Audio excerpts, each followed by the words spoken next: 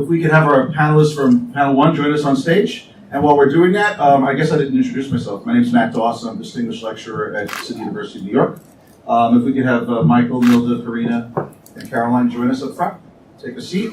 While we're doing that, I want to thank a few people. First of all, I want to thank Russell Murphy. Where's Russell who really was the driving force behind this event, and I'm sure many other initiatives for the council member. I want to thank, of course. Okay, and we have Caroline from Transportation Alternatives, Caroline Sampanaro. She's Deputy Director of TA. She is also the founder of Families for Safe Streets, and is also involved on behalf of Transportation Alternatives in advocacy priorities for the organization and in the middle of everything, basically. And then to her left, we have Nilda Mesa, who is the Director of Urban Sustainability and Equity Planning at the Urban Design Lab at Columbia University.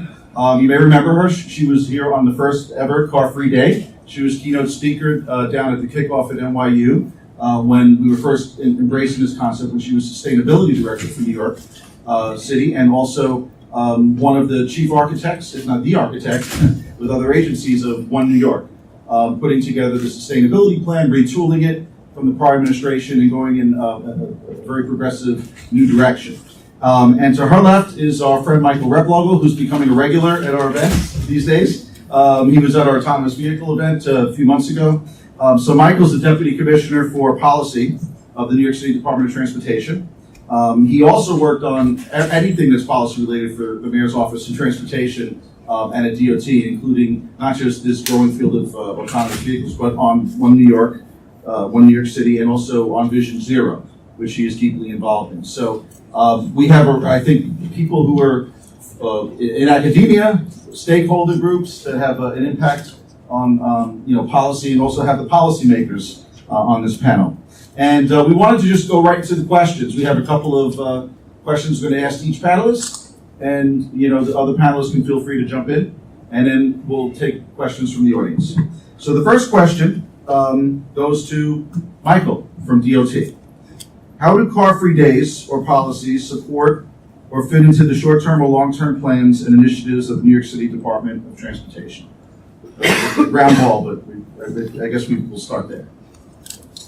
Thank you. I think we've seen in other cities around the world, from Paris to Bogota and others, how modest car-free days have grown into much bigger initiatives that have helped to increase the use of sustainable transport modes across the whole city on more than just one day, and in fact changing the pattern week to week, month to month, year to year.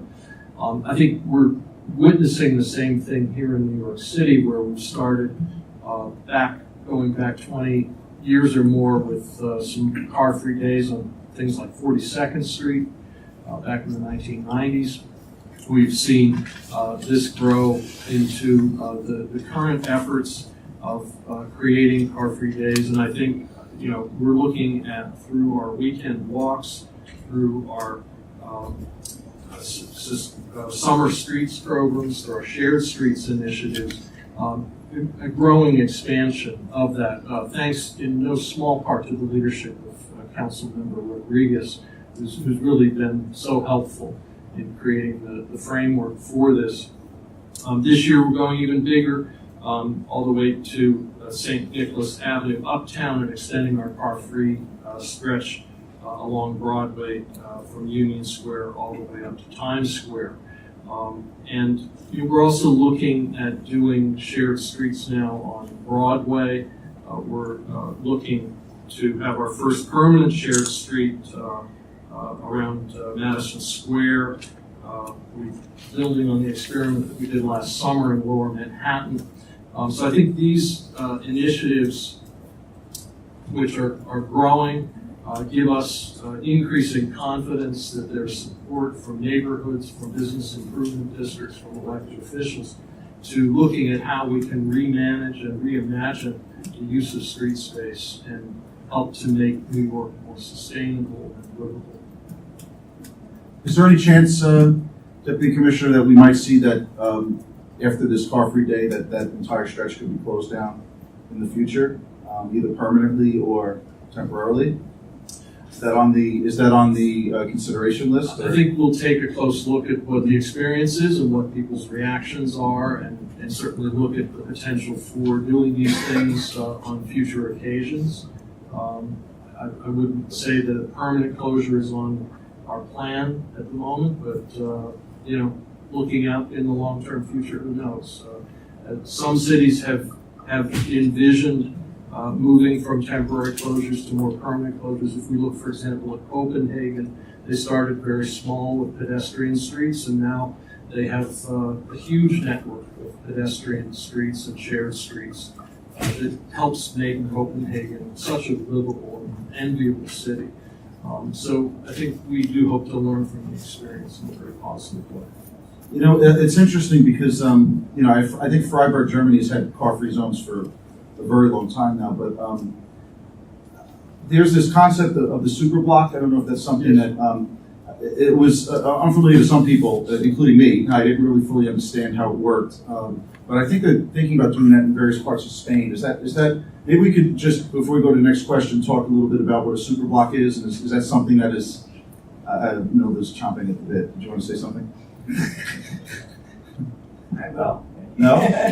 No. What is a super block? So this was actually what I was going to talk a lot about. All right, so let's go to you then. All right, so your question is, what's the impact of less or no cars, including car-free zones, over more extended or permanent periods, or other transport modes, including the concept of the super block? So super block is basically where you've got, it's done by a community. One of the leading examples of it is in Barcelona, Spain, which has been undergoing it. They implemented it sort of through participation of the community. It's a voluntary thing, and they're actually, the demand for it is so high that they've got more communities signing up to do this than they're able to actually implement right away. But the concept is that you have a sort of square area that operates at its core, basically pedestrian only, except for certain public transit and truck deliveries that are able to come in. The residents of this particular area are really only within a few hundred feet of a public transit option, which is very important. And what it's done is it's transformed the communities in which they've implemented this into areas that are much more sort of community-based. There's a lot more interaction amongst the residents of the community, and it's really enlivened a whole area. I saw something similar to this in Seville, Spain, a few years ago, and my mother was from Spain, so I'm a long time traveler to there, but I was struck by the difference between Seville now and Seville as it used to be. There's a section of the city that's very old that reminds me, in fact, of some parts of Lower Manhattan and some parts of Harlem as well, where they were sort of laid out before cars were, at all present. And what they did was they closed off this sort of main core of Seville to outside transportation, unless it was like public transportation. But they have a perimeter that's streetcar, and then the center is pedestrian. And at first when I got there, I thought, oh, this is going to be a real pain to navigate, because not even taxis are allowed into the center part of it. But in fact, what I found was that it was such a lively area, and it was packed with pedestrians. The stores were packed. It made for a much more pleasant, visit. And that's actually what got me thinking of, could super blocks work in New York City? And here the blocks are laid out differently, but again, you come up with something that's about a quarter of a mile on, each direction. Slow down the transportation, the car traffic, whether it's taxis or whatever, to something like 10 miles an hour. So it's really pedestrian friendly, where they're allowed, and then make a good chunk of the core just be pedestrian only. And here I think there's more study that would need to be done. As I was thinking of this and how it would apply to New York City, there's certain areas that come to mind. Perhaps Madison Square Park is one of them, but certain areas that already have very dense dense populations, but also narrow streets that are difficult for cars to navigate. It could be that you turn a car, whether or not you're doing super blocks, that you look at those areas where traffic is already incredibly slow moving, and you look at what are the best places to, focus on those areas, whether they be construction zones or, parts of Midtown. One of the things to kind of diverge a bit on benefits to this approach, there are the obvious benefits of time and economic activity and so forth, but there are additional benefits like to a community, to even a commercial district for that, as far as like building, interaction amongst people and community bonds. But in addition, air quality in New York City is worse in Midtown and Lower Manhattan and in downtown Brooklyn because the wind happens to blow the stuff over. Part of the reason it's as bad as and New York has some of the highest asthma rates in the United States, particularly ladies. So part of what you can do by eliminating, non-electric powered vehicles is to also clean up the air. And this is especially important in times like the summer where you've got the smog alerts and where children and seniors and those who have respiratory diseases are especially affected. So if you look at the connection between traffic and between congestion, whether it's from freight or motorists, and you look at the air quality, there's a very close link. Councilmember Rodriguez, I didn't get a chance to say thank you, by the way. But thank you, and it's great to be here. But but if you look at sort of other issues like freight, when we were doing One NYC, we had a couple of sort of stakeholder meetings with various sectors, and one of them was with private sector, and UPS as well as some other freight companies were very clear to us on how terrible it was that they had to keep sharing the road for all the freight stuff from JFK in particular into the city. Most of deliveries, most of the freight that comes into the city comes from JFK in or from the bridges over GW Bridge. And if you look at where the air quality, some of the worst asthma rates and where air quality is bad, it tends to also be along those highways. So to the extent, and to me it's a little shocking that New York City of all places doesn't have an easy way for travelers to go from the airports into the central core, the central district of the city. So if there were a way to sort of manage that and all of the traffic that's coming out of the airports as well as to manage the freight, you would go a long way towards alleviating that congestion and also towards improving air quality, particularly in those surrounding areas around the QE and across Bronx and so forth. So anyway, just jumped around a little bit. Well, it's some of your your recent work and writings focuses on neighborhoods, which goes right into the car-free zone, super block concept in many ways, and I'm just wondering if we're going to see some more research in this area, because one of the forgotten terms of art, as the sustainability definition has expanded over time, is this concept of livability. Right. And having grown up in a Brooklyn neighborhood, I don't think there are as many quote-unquote neighborhoods around anymore. A lot to do with technology, kids being shuttled to and from events, growing up inside their house on their computers, not enough stuff going on in the streets. So might we see a resurgence in neighborhoods around the city and more people hanging out on the streets? I don't think we're going to be playing stickball or organized sports in these areas, but it certainly lends itself towards more socialization in society, which I think is much needed. After this tech generation has grown up, everybody's communicating.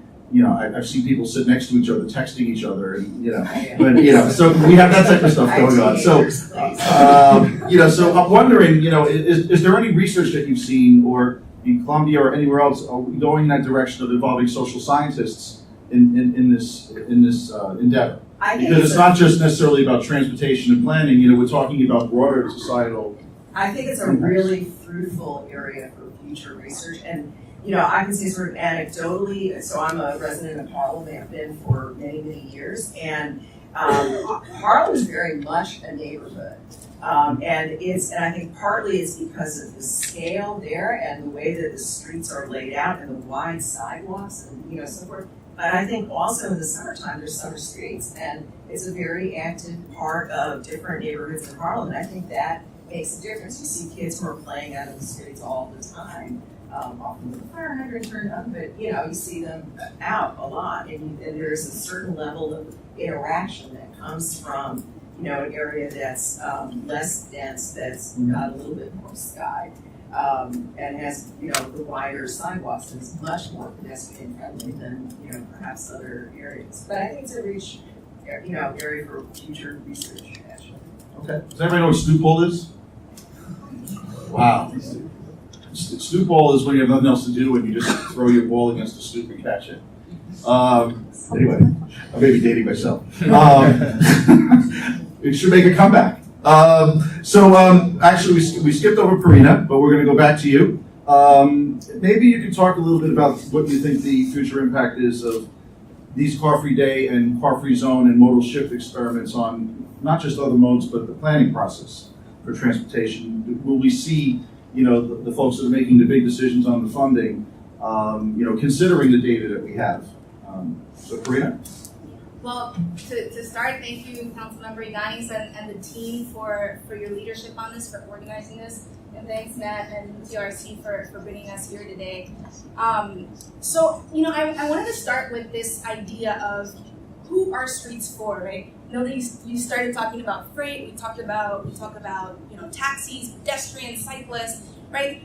But if we were to start to think about sort of a hierarchy, and I'm sure that folks here would have different ideas about who should go where and what's more important, but we might start to arrive at this idea that, if safety is paramount and number one, that pedestrians are the first and foremost users of our streets, and then we kind of go up from there to cyclists and mass transit and our freight deliveries that, sort of supply our city, right? And as we think about that makes RPA, a very strong proponent of car-free day and of expanding this and aspiring to be more like France and other countries mentioned that have a larger event every year around this and more permanent closures. But then, so what does that mean, to your question about how does this start to impact other modes, right? So we have 1 million cars, almost, 780,000 or something like that enter the central business district every day, right? And then if you look at the city as a whole, you have 2 million registered vehicles, of which 1.8 million or so are private automobiles. And so if we start to think about shifting that is a huge undertaking.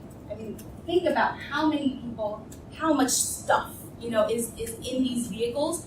And so when we start thinking about the dream, right, the sort of really remarkable goal of having no cars on the street except for those that are being shared and those that are delivering to our businesses in essential areas, it's a really big endeavor, right? And so we do have to take it stepwise, and we do have to think about what it means. And, to take that first step of car-free day and having these experiments where we let, the citizens and denizens of our city experiment with what it feels like to not have cars. I think that one thing, and that the data will hopefully bear out as this becomes a bigger effort, is that this is, there are huge impacts on the rest of the ways that people get around, right? So we think about our streets where folks are walking and biking, but also our buses. Hopefully they'll see improvements or increases in the number of riders. But then we also have our subways, we have our commuter rail, we have new ideas like BQX, right? And sort of one idea that RPA has been pushing for nearly 20 years now, this idea of sharing freight and passenger service, right? And how much more connectivity could you add if you implement that? And what the answer is, I think, from my perspective, is we're not quite ready for the amount of shift that needs to happen to other modes at our current investment levels, right? At our current, in our current framework of thinking about, how do we fund streets that are for pedestrians and cyclists, and then also for the vehicles that feed our region and our city. And so we need huge investments onto those systems. And I think I'll stop there to I don't know, let's see if you have a follow-up question. But I think that primarily we need to think more about, non-personal automobile use, and then, the question of AVs and all of that. Do you think that we're going to be seeing some more money from the feds to outside of, well, maybe some infrastructure for car-free zones? I don't know. Has that been something that's been discussed at RPA levels? Trying to make lobby for funding to be available for the regional process for that? Is that something that's in the cards right now? Absolutely. We've absolutely been monitoring it. We're absolutely concerned about what we're seeing. Gateway, the tunnel that would connect, the additional tunnel that would connect New Jersey to New York, which is, by the way, one of the, probably the most, if not one of the most important investments that we need to make in this region as a whole in order to continue to thrive. That was all but shovel ready. I mean, it's been in the planning, like in the works for 10, 15 years. I mean, if you think about access to the region's core, the ARC project that was canceled nearly a decade ago, that was nearly shovel ready. And it's so sad to think that it might be further away than we thought it was. And so we're absolutely monitoring it. We're absolutely trying to map out, a congressional strategy and things like that, because we have ideas that are from shovel ready to ideas that we will come out with in the 4th regional plan, which is due to be released in the fall, which are dramatic and drastic improvements and additions to our rail network, to our bus system, to all of the modes we mentioned.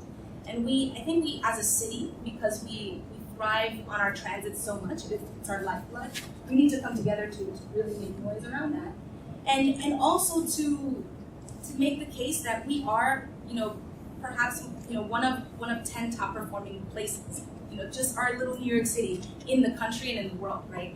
So even if there might be some anger toward the city because of whatever, happened in November and all of that, we are still a major economic driver as a city and as a region, important enough for this country that we need to continue to see these investments in our transportation infrastructure. Well, yeah, it sounds like it's one step forward, 2 steps back, but at least we're walking. Well, let's see what happens. I mean, we have a new transportation secretary at USDOT, certainly a professional. I don't believe she has a chief of staff yet. And they're filling out the administration. So we'll see what comes together at the cabinet level there. And at least for transportation, hopefully we'll get some good stuff. The next question goes to Caroline. In terms of outreach and impacting or shifting mindsets, what are the best ways to improve and market car-free days and policies? And how has TA and other influencers and stakeholders impacted usage and policy shifts so far? And, TA, your work, Paul's work, is to be congratulated because you were ahead of the curve on all this. You got lucky with a very, bike-friendly commissioner, and you had many years of sustainability and great improvements in that area. But that's really thanks to the organization, because I remember there used to be more of a hostile relationship with DOT. Now it's like a love fest, which is good. But Caroline, maybe we could talk a little bit about the shifting mindset. Maybe I spoke too soon. But now it's about how far we go. It's not, it's a different, definitely, look, I was there when there was a different relationship. Anyway, Caroline? Thanks, Matt. Thanks. Can't hear. Sure. No. Can't hear you. Got it. Thanks so much. All right. Is that on? Yeah. Okay. Thanks, everyone. Thanks, Councilmember.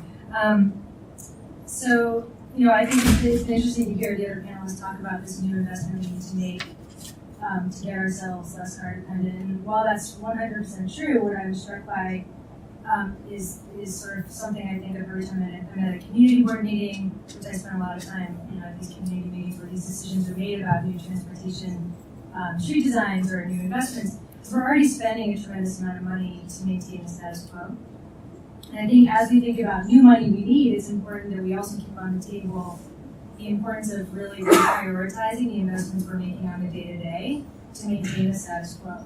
And I think, we've seen great success with sort of the carrot and stick strategy over the last decade. The carrot being summer streets or car-free days, events where people can get out into the street and get a sense of what it would be like to sort of be unburdened by some of the ways we do things now when we get around to New York City.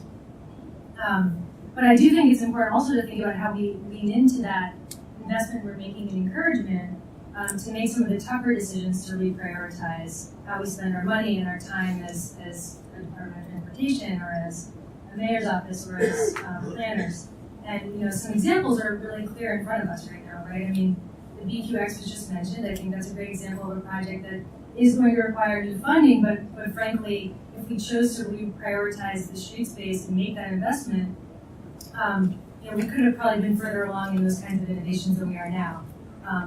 Another example would be the shutdown of the L train, right? This is coming, and we're going to have to deal with whether or not we deal with it ahead of the game or sort of as it's happening. We've been encouraging New York to really get ahead of the plan and to look at 14th Street in particular as an opportunity that the city has to model car-free, transit-oriented streets, not just in crisis mode, but in sort of with foresight. Why isn't New York a city that has a network of these car-light streets already, right? We already have the resource at our fingertips, and that's our street.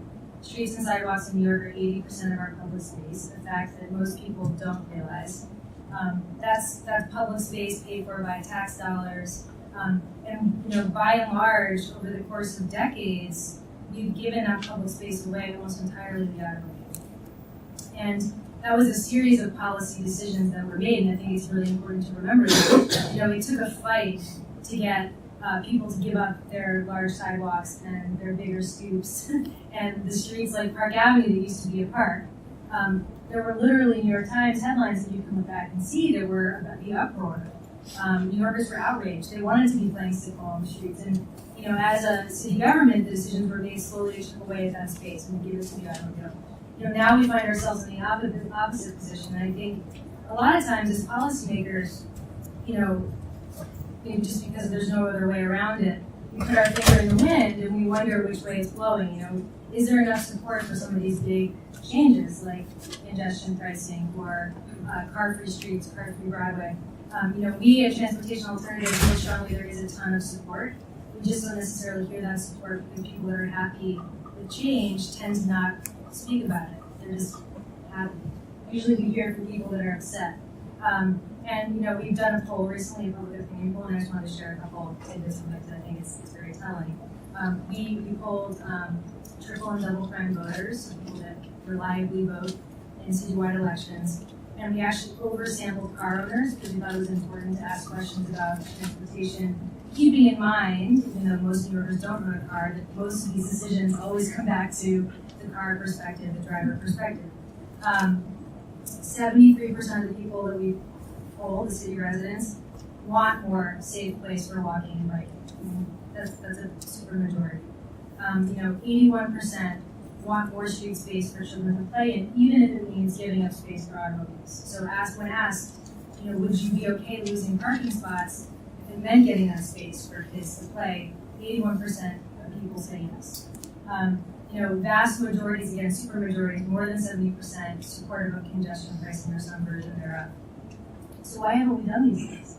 I think that's really the question as policymakers we have to be asking ourselves.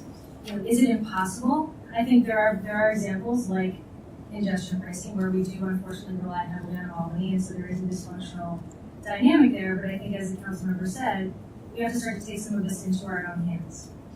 In the central business district, as was referred to, we've seen estimates and research done by Bruce Schaller and others that 90% of trips in passenger vehicles could be replaced by public transportation. So why aren't the majority of streets in the central business district mostly car-free?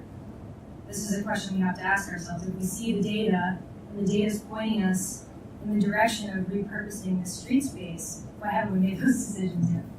So hopefully the car-free day and other events like it can start to be an opportunity not just to win hearts and minds, which I think is very important, but also as we win those hearts and minds, to actually use the data and the evidence of strong support to really make changes in our policy. Well, you know what, Caroline, TA has always been a leader from the very beginning in the Vision Zero movement, as well as DOT and the chairman.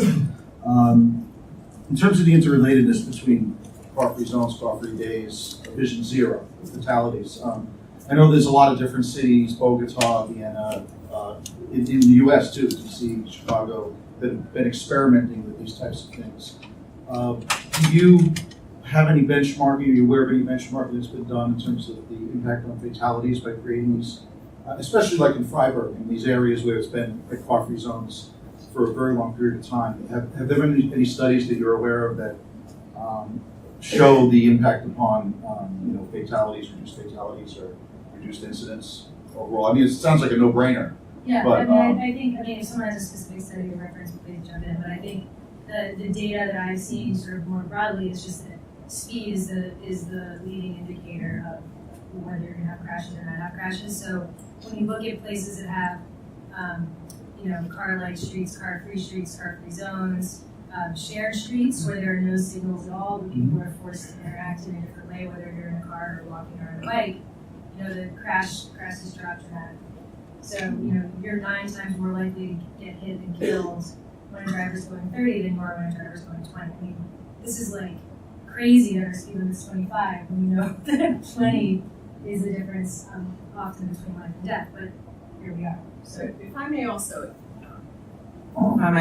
add, there's the traffic fatality, the deaths due to traffic fatalities, but then there are also deaths due to respiratory illness. And so when Barcelona was considering the superblock idea, they modeled how many fewer respiratory deaths they would expect, and something like 3,200 fewer annually as a result of doing the superblocks. So, and I don't know that that's ever anything that we've entirely volunteered, but it's something that could be done. Michael, did you want to add something? I think all the literature I've seen suggests that things like superblocks or traffic calming, or in fact, superblocks used to be called traffic cells back in the 1970s and the 80s when they first emerged in Europe and Asia, and actually here in the United States in a more limited fashion. But all of those have been shown to be very positive in their benefits for public health on a variety of indicators and livability. I think what's generally been found is that these traffic cell systems or superblocks, that by removing some of the through traffic links in an urban grid, rather than increasing congestion, these often decrease congestion because some of the traffic just evaporates. And there's a whole school of mathematics around this. For those who are really into the depths of it, there's something called Gray's paradox, which is a mathematical formulation of why when you add a link to a network, it can increase congestion. When you take a link out of a network, it can decrease congestion.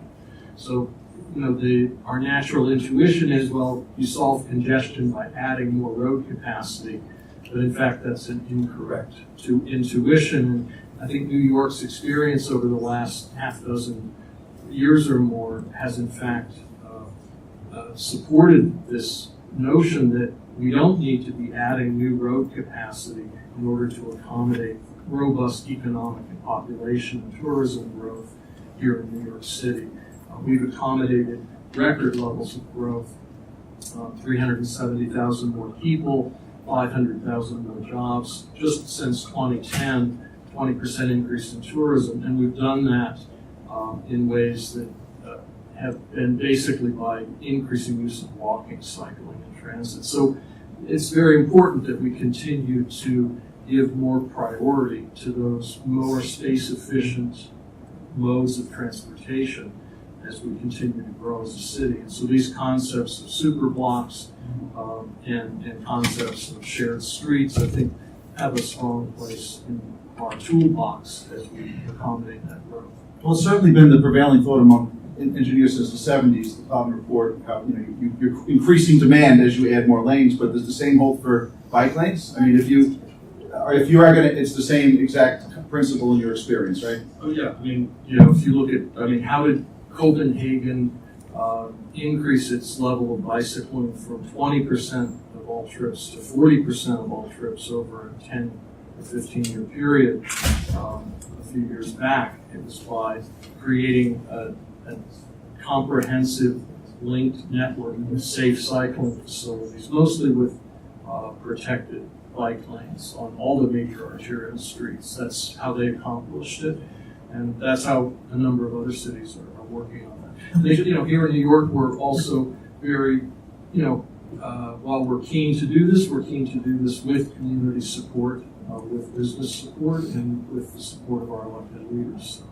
And I think right now we're managing to do that. We produced a record number of new protected bike lanes in 2016, 18 miles, and over 80 miles of new bike lanes in general across the city.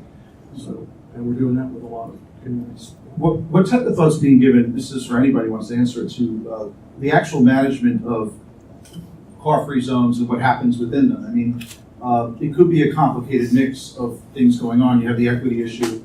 How do people get around in emergencies, or if there's somebody who's mobility challenged? Do pedicabs play a role inside a car-free zone?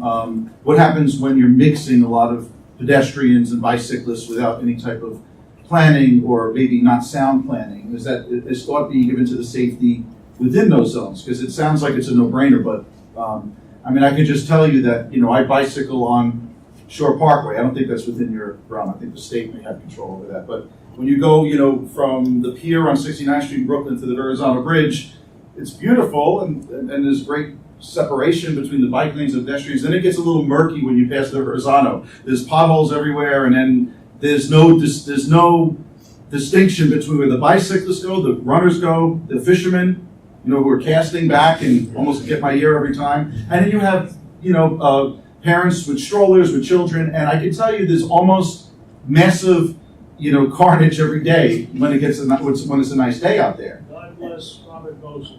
Well, was he the one who did that? Yes. But it just seems like, just as an example, because that's like an area that is a car-free area. There's so much space between the Belt Parkway and the actual seawall that it would be really simple to put some bike lanes and have that separation. So I just use it as an example that, is there analysis going on as to what happens within those areas and what happens in the car-free zones? And number two, maybe we could just, before we go to the audience, touch upon and elaborate upon the distinction in funding, because we talk about infrastructure. My understanding is that the amount of money that it takes to do bike lanes and to create these physical structures wherein you can have no cars and walkability is so much cheaper in terms of maintenance and infrastructure costs than building a bridge and other big money and big ticket items in the Fed. So maybe we could just address that issue, the funding issue, and then we'll go to the audience. Anybody want to hit it? So in terms of the safety, Bernard, that would be less safe for emergency situations. Emergency situations to have car-free streets. I guess to me it's counterintuitive, right? I mean, emergency vehicles in theory would have a much easier time getting where they need to go if there was less traffic to contend with. So I think that one we can sort of take off the table. And I think I also think that the examples of places where there are too many people using a car-free space and issues of safety come up as a result of that should be an indication to us that we've maxed out that limited amount of space that we've given over. It's a scrap ultimately on the side of a highway is what you're referring to. And should we start to think about a bigger network that actually allows people in greater numbers to be using that public space? Yes, separated, sure, but I think actually there's some data that shared space between all roads can be much safer than space where you sort of tightly delineated modes. And the last thing I'd say about funding, although there are other experts on the panel, I think it's really important that we remember buses when we start to talk about transit funding, because I think we often get pulled in the direction of, big, glossy transit projects, and we forget that we actually have a great existing transit infrastructure in our street network, and our buses that already are running on the street, but most often they're sitting in traffic behind private automobiles. And so bus riders are actually, third-class citizens in a city where we hold transit to be the primary way we get around. And that can be addressed quickly through street interventions that don't cost a lot of money, that just create a separation between private automobile use and that bus network. And that's a major investment in equitable transportation that can happen overnight. Any other comments? Yeah, I just wanted to touch on, you had mentioned that there's about 1 million commuters or folks who come into the city daily. And so one of the things that, when I was with the city, we were looking at some of this, and Michael, I'm sure, can elaborate more, but one of the things that we saw was that there was, and this was in the context that we were looking at what's the potential for electric vehicle adoption, throughout the city and encouraging that. So one of the things that we saw in looking at the, and we were surprised that there were that many people who were coming into the city on a daily basis. But one of the reasons is because, as they're coming in from Westchester or Long Island or wherever, there's no place for them to really park their cars wherever it is they need to come in from and then take the public transit from there. And so that, to my mind, is also a regional issue because it's well beyond usually outside of New York City, but to the extent that there can be more parking, at, like Metro North stations or LIRR or whatever, that would really help take out those extra commuters who are, coming into the city. Yeah, I'll just add on the funding question that, the City Department of Transportation's initiatives around shared streets and improved safety for pedestrians and cyclists is generally part of our larger Vision Zero initiative. Vision Zero is all about making it safe to walk and bike and move around our city without the threat that if you make a mistake in the traffic system, you face a potential death penalty. That's what Vision Zero is about. And in fiscal year 17 to 21, the mayor is committed to an increase of $400 million in capital and expense funding for that, which amounts to over $1.6 billion in total Vision Zero funding. $400 million for reconstruction of streets to make them safe. We're looking at $323 million in capital and $77 million in expense funds to support street reconstruction, better maintenance of our markings, left turn traffic calming, our bike network, intersection upgrades, and street enhancements. All of those are things that create that supportive context for us to expand the shared streets and car-free city initiative across the city. And DOT's doing a great job, and Mayor de Blasio, he just nailed it with Vision Zero. That was real leadership. It seems to be working, and lives have been saved, so it's fantastic. And maybe one day we'll turn Broadway south of 42nd Street into La Rambla, like Barcelona. People will be walking up and down and doing their thing. So do you want to say something, Tarina, before we? That's a beautiful vision. Yeah. Yeah, I just wanted to add the importance of the notion of redundancy, right? So our bus network can work better in so many different ways. There's easy ways to do it in terms of onboarding and fare payment and that sort of thing and signal preference. But this idea of redundancy is, what I mean by that is that, one bus can take, 100 cars off the street, right? One train, right, with 10 cars can take how many buses off the street?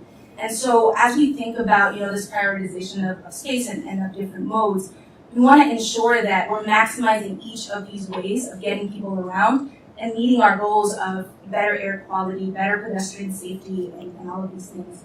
And then, really, another really important idea is that we have a huge diversity of place types even within the city, right? So I think we've mostly been talking about the core and Manhattan, but we have low density neighborhoods, and of course at Regional Planning Association we're also thinking about our small downtowns that are more reminiscent of parts of the Bronx and parts of lower density parts of Brooklyn and Queens.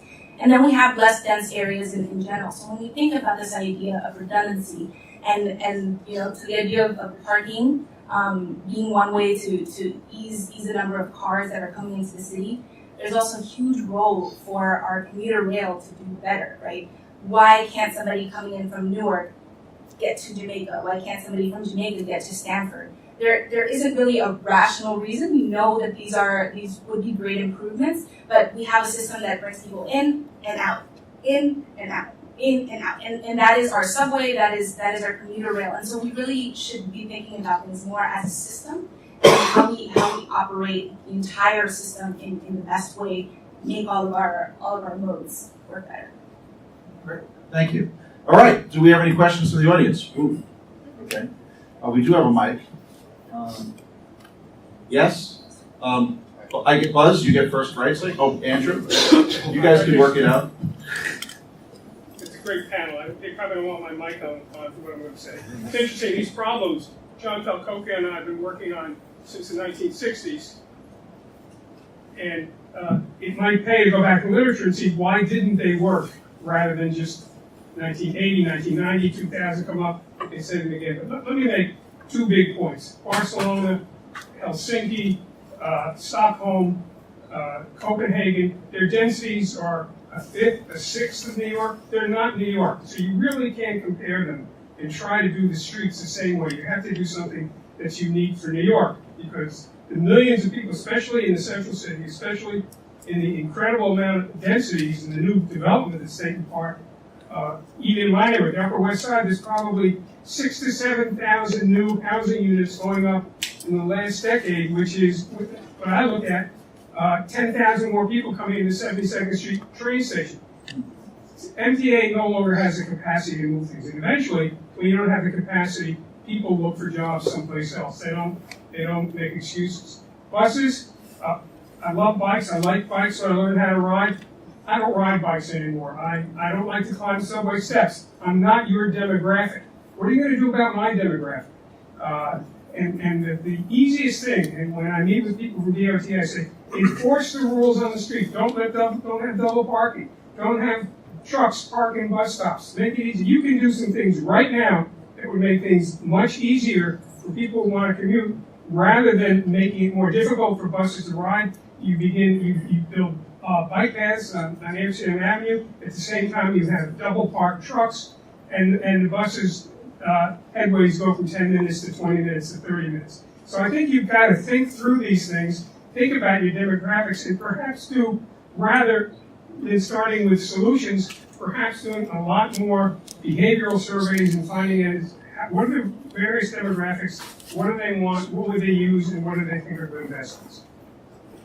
I have a feeling that was for you, Michael. Yeah, I'm happy to respond. I think you're spot on. We've got to pay attention to enhancing equity for all and looking at the needs of very diverse user groups. I can't agree with you more that we need to look closely at better enforcement of how we manage the curb and streetscape. We have over 500 different signs that give people instructions about how they're supposed to use our curb space in New York City. It's rather confusing. Some of the parking regulations and rules that we have on some blocks may date back half a century or more, when the functions of those blocks were very different than they are today. We're working to develop a new parking blueprint so that we can take a fresh look at how to simplify and develop more common citywide strategies on parking, at the same time that we are context sensitive as to how we develop those and articulate them in a particular block and neighborhood, looking at typologies of those communities. And then as a key part of that, we are looking at how we can better coordinate and cooperate with the New York Police Department, which is charged with enforcement. The DOT doesn't have any enforcement agents. Since the mid-1990s, those all got shifted over to NYPD. But clearly, double parked trucks are one of the things that causes our transportation system to function not as effectively as it could on many congested streets. And trucks end up double parking because they can't find a space at the curb. Why can't they find a space at the curb? Well, often it's because people aren't following the parking rules and regulations that we have, or they're not being enforced, or a combination of both. So, I live at 43rd Street. A councilman has come up with an idea, he's going to put protected bike lanes. The news release said that they don't have to ask the community board, and they don't have to ask the city council. DOT is just going to go ahead and do it. Now, I was reading recently a manual on how to put in separated bike lanes in communities. First, what you do is outreach. Second thing you do during it, you do outreach. And after it, you do outreach. There's been no outreach. No outreach at all. Okay? Now, there is a double parking problem, but on my corner is a nice Sunset Deli. Everybody likes it. Out front is double park cars from DOT, City Bike, FDNY, NYDP, Department of Sanitation. What are you going to hit first? What area is this again? What, Sunset Park, what there? I mean, I can't speak to the specifics of that project, but I can tell you that you know, placard abuse is It's a not passive significant. placard abuse, they're going in for coffee. Yeah. Well, It's normal operating procedure in a residential neighborhood. They're still breaking the law. well, right. So I think, you know, we It's need to something- encourage a culture of Tell the compliance. Yeah. well, maybe what But, we, you know, I'm Sir. listening to you, Bogota, Yeah. Stockholm, Barcelona, and everything else. You elitists have to come out to Brooklyn. well, in fairness, I think they're out there. I've seen them. There's a lot more work to be done, but I don't see them because they run with us. well, I'm sure that Mike will be delighted to get your card and follow up with some of the folks. I mean, they have a borough commissioner system, but you know, just to go in order, sir. Presentation. Sir, I mean, just want to go in order because some people have their hands up. Harina wanted to add a comment, and then we're going to go to Andrew, and then we'll come back over here if you want. Okay, Harina? Yeah, so I live in the Bronx. Bronx is far from Brooklyn. But anyway, just to touch on Buzz's point about thinking about behavior, right? You know, a lot of our logistics operators and our, you know, Optimum and our, sorry to call them out, didn't mean to do that, but just all of the companies that double park on our streets, you know, we have to think about what their incentives are, right? They, you know, some of these companies, they treat their $1 million, $2 million, $3 million in fines as rounding errors because they need to do it. They need to get upstairs to you know, turn on your service or whatever the case may be. And so enforcement is really critical, but it's also this idea of rethinking how we allocate space and, you know, I don't know, someday we'll be thinking about drones as kind of a part of the solution to how things get delivered. But in the meantime, we have to think about what are the real incentives that people have and what they need to do to get the work done. Thank you. Andrew? Good morning. Can you hear me? I spent 25 years with MTA as Director of Service Planning and Innovation Best Practices, and now I'm with UIPP, which is the International Association of Public Transport. And I've done a lot of international surveys when I was at MTA. And the question was always come up with, how many park and ride lots do you have connecting to the subway system? New York City Transit has 471 stations, 3 extra stations now with the second and new subway. Can you tell me how many stations where you can, if you drive your car, you can drop your car off at a park and ride facility and take the subway? There's either one, which is Aqueduct, and maybe half at Shea Stadium if there's no game. Okay? Then the question came up. Again, this is about cars coming into the city. Another survey came up. If you're stuck in congestion in Long Island or Westchester, and you want to be an ad hoc driver, and you want to drop your car off at one of the commuter rail stations to park, they asked me, can you find a commuter rail station where you can drop your car off with no problems? I called the Long Island Railroad. I called them Metro-North. No station has either the capacity or the local permit structure that you can interrupt your car travel and drop your car off ad hoc Because either you have local regulations or parking fees or whatever, or you have to live in town, or no capacity. The only station I could find was up in Brewster. You can drop the car off, and then I went to New Jersey Transit, and they said, we'll get back to you. So I'm just saying there's no regional policy of interrupting the car travel into the city. So if you're not going to get people out of cars, but at least you can try to intercept that trip and put them in mass transit, but it's just difficult to do in this region. It's a huge problem and there's no regional policy. Anybody? Agreed, and even Brewster is tricky.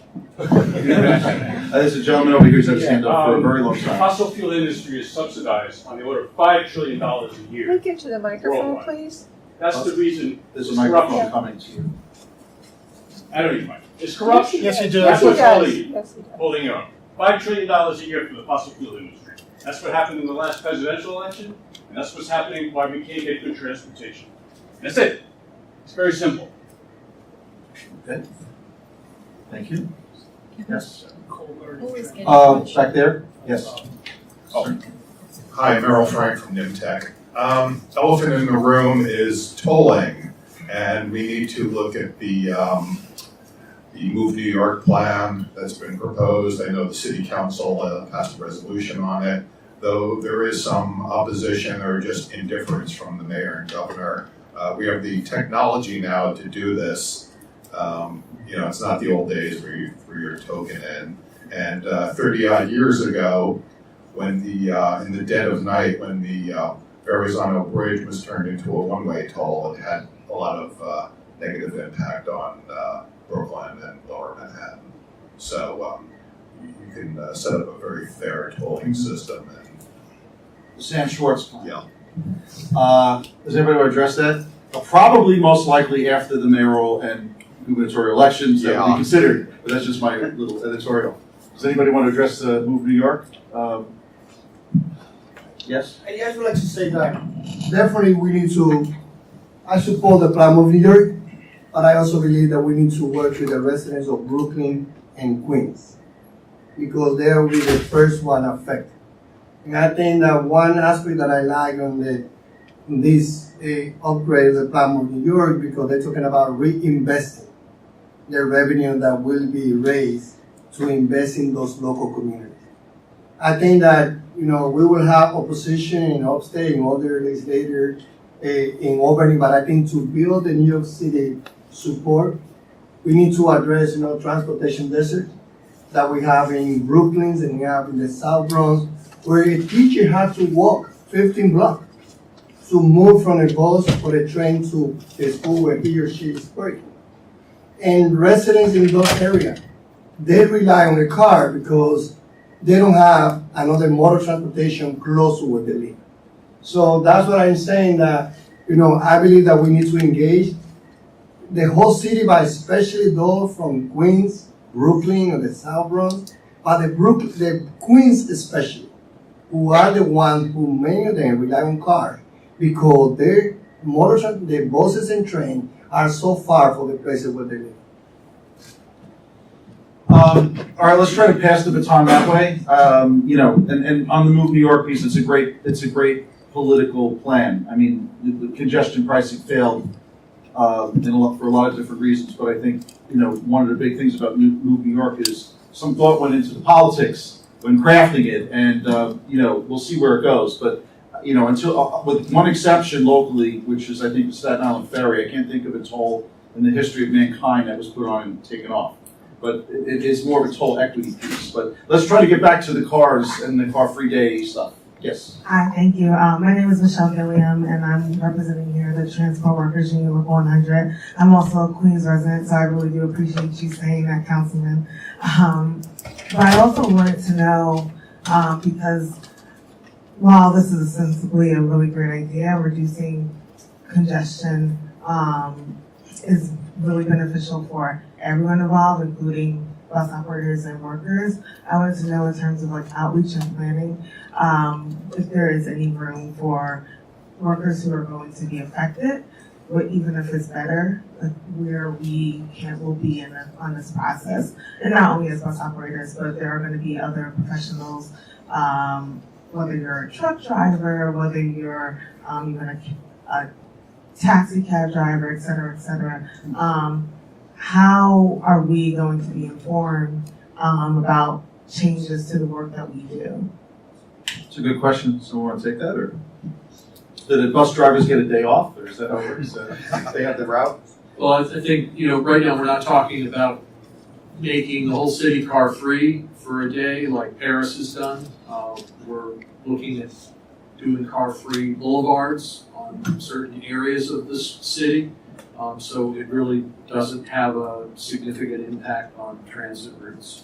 When we did our shared streets across 60 blocks of Lower Manhattan last summer, we designed that in a way so that the impacts on the transit network were avoided, and the area remained open to traffic, trucks and cars to come in and out, but vehicles were expected to travel at 5 miles an hour as a voluntary speed limit, so that it would be compatible with the streets having lots of people on them. And indeed, we have many parts of Manhattan where we have narrower streets, and the number of pedestrians far outnumber the number of vehicles on the street. And those function informally as shared streets already in many parts of the day. So I don't think we're talking about radical changes to the work environment for people in the transportation industry. Unfortunately, I think we're out of time. I know there's a lot of questions, but we're over. So I want to thank our panelists. Let's give them a big round of applause. Sorry to get to everybody. There's some good questions, but I'm sure we'll be mingling and chatting with one another. I want to again thank NYIT for opening their arms to us. And now I'd like to bring up Dr. Camille Conger, the director of the UTRC, who's going to chair our next panel. Let's give a big round of applause to everybody.